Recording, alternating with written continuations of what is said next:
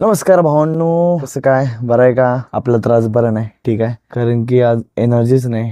Gym मध्ये पण energy नव्हती, तर मी थोडं थोडं मारला वर्कआउट मध्ये आपण चेस्ट ट्रायसेप घेतला. जिमच्या आत येण्याच्याच पहिले मूड डाऊन झाला. मला वाटलं जिम मध्ये येऊन तर आपली एनर्जी येईल वापस. नाही, पूर्ण वाटळा झाला. आज दिवसच गेला. प्रॅक्टिस चांगलं झाले, कारण की जेवढी आपली एनर्जी होती थोडी, ती पूर्ण वर्कआउट करण्यात गेली आणि प्रॅक्टिसला करा आलो.